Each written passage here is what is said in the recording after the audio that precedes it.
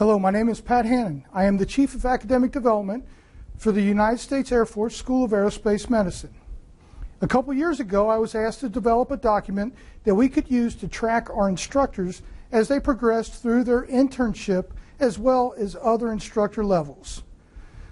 While they are at USFSAM, I developed a Microsoft Office Excel workbook consisting of 4 separate sheets, with the first sheet used to summarize their progress in an easy-to-understand snapshot, and the other 3 spreadsheets used to enter the information separated into the specific required areas. When I presented it for use, I was asked by numerous staff and faculty if I could teach them how to create workbooks like that. I, of course, said yes, so I divided the Excel spreadsheet into basic and advanced and created 2 classics. In this video, I'm going to demonstrate how to use 3 of the advanced features of Microsoft Office Excel. Each tool that I will be demonstrating can be found in Excel's Help menu. However, it is sometimes more helpful to have someone show it to you rather than read it for yourself. After watching this video, you should be able to apply these tools to the data that you are responsible for tracking.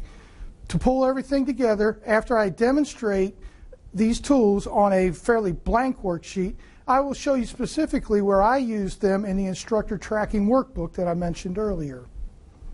Upon completion of this video, in accordance with Microsoft Excel's Help menu, the viewer will be able to demonstrate how to 1. Auto-populate or link data from one sheet to another, limit data's range through the use of formulas, and identify data status through the use of conditional formatting.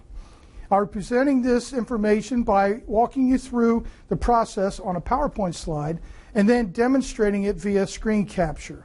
If you have a dual screen set up on your computer, I invite you to open up Excel and try the features as I demonstrate them.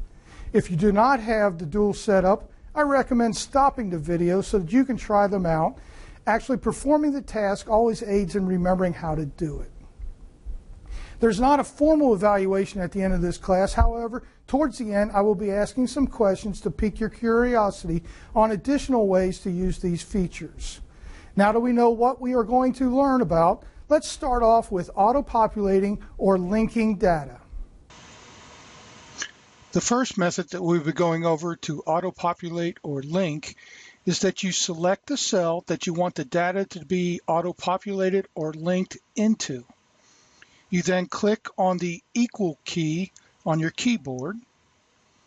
You will then go to the sheet where you want to pull the data from, select the cell with the data in it, and click Enter. This will automatically take you back to the cell that you started in on the first sheet.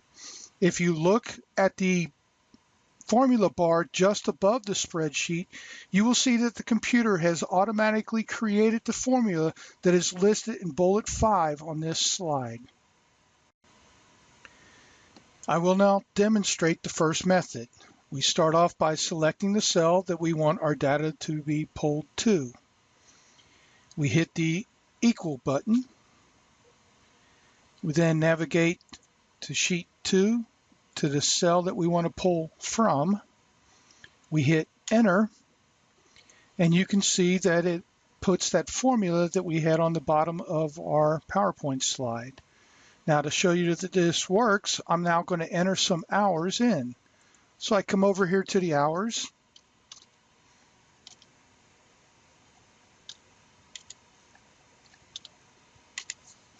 You can see that my total says 110 here.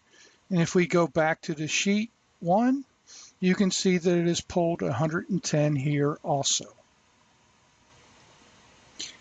I am now going to explain the second method to auto-populate or link. We're going to start off by going to the sheet with the data that you want to pull from. You're going to select the cell that has that data. You're going to right-click on it, and you're going to hit Copy. Next, you're going to go to the sheet and select the cell that you want the data to auto-populate or link into. You're going to right-click, you're going to select Paste Special, and then in the bottom left, you're going to select Paste Link. Again, you will see a formula that is automatically generated. However, you look at this formula, it's a little bit different than our last one because it has dollar signs in it. Those dollar signs are simple enough. That's because we used Paste Special, and that's why the formula is different. Okay, demonstrating the second method. We're going to start off by going to the sheet where we want to pull the data from. We're going to select a cell where we want to pull the data from and right-click on it. We're then going to select Copy. We're going to go back to where we want to link to, select the cell. We're going to right-click, select Paste Special, and down here we're going to click on Paste Link. And again, you'll see the formula up in the formula bar that we talked about in our PowerPoint presentation. One of the requirements that I had when I was developing my workbook was that I had to limit some of the data to a specific amount. You limit data through the use of formulas. The formula that I will be using is a Visual Basics formula. Now don't worry, you don't need to be a Visual Basics expert. You can simply go out and Google what you need and then tweak it a little bit. In my scenario, I do not want to record hours over 50. You will notice that we are using the same data that we used in the other two demonstrations. Now, in order to read this formula, it reads as such. If the data in cell C1, sheet 2 is less than 50, then copy that value to cell B3, sheet 1. If not, place the value of 50 in cell B3, sheet 1. Limiting data is pretty easy once you find the formula that you need. Once you find it, all you simply do is click in the cell that you want, click in the formula bar, right-click, and paste your formula in there. Hit Enter. And you can see that even though we are pulling from sheet 2, cell C1, which has 110 in it, our formula has limited us to 50. If our goal was 50 and we want to clearly identify that we reached our goal, we can do this using conditional formatting. In order to use it, you select the cell that you want to format. You use the drop-down for conditional formatting and select New Rule. Select Format Only Cells That Contain. Using the drop-down options, you want to leave the first one as cell value. On the second one, you want to select equal to, and in the third, you want to type 50. You will then click on the Format button, and on the Fill tab, you will select your color. Once you've selected it, you will click OK twice, which will bring you back to your spreadsheet. Once your cell has reached the value of 50, or whatever value you set it at, it will then turn the color that you selected. Using conditional formatting, we start off by selecting the cell. About halfway across is the conditional formatting drop-down box. We're going to select New Rule. We are then going to select Format Only Cells That Contain. We will leave cell value. We will select equal to, and in our third block, we will type 50. We will then come down and select Format. We will pick our color. We will hit OK twice.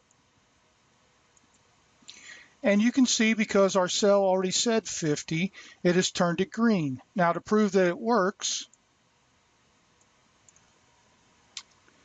take it down to 20.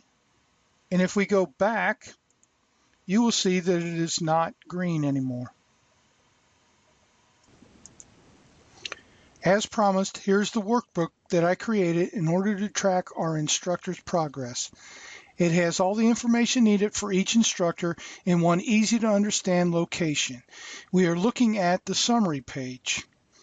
We will be focusing on cell C13 on the summary page and its relationship to L3 and C20 on the same page, as well as its relationship to G3 on the Internship Hours tab. In C13, there is a formula that is much longer than any we've used thus far. It had to be because of all the limiting factors that I needed to apply to this cell. First, we had to determine if the instructor was a Community College of the Air Force or CCAF instructor or not. That's where L3 comes in. As you can see, I have a Y in there indicating yes. Second, if the instructor is a CCF instructor, they need to record 120 teaching hours. If they are not, they need to record 40. We pull that total from G3 on the internship hours page, but we limit the hours accordingly.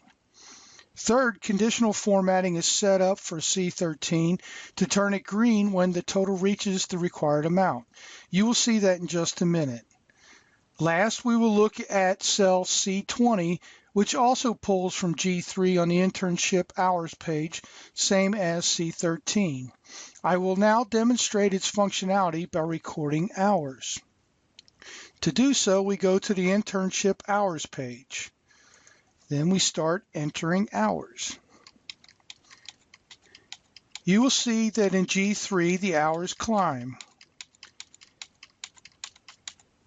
We're at 152, so now we will go back and take a look at the summary page.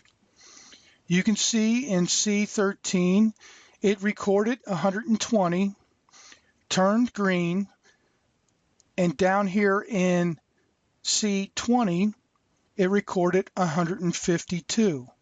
The grand total needed for master instructor is 300. This is also set up to turn green, but it won't do that until it reaches 300. Now that I've demonstrated everything, I have a few questions that will make you think. After I ask the questions, I ask that you pause the video, think about your answer, and then continue the video to see the answers. First question, can you link information from one workbook to another?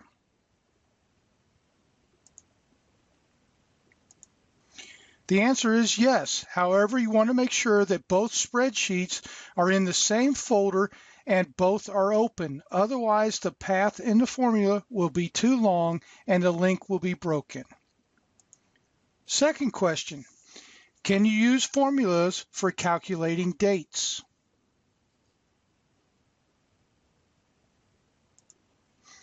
Yes, however, you need to make sure that all cells involved are formatted for date and that they are all using the same date style. The third question, can you have a cell that is set up with more than one conditional format?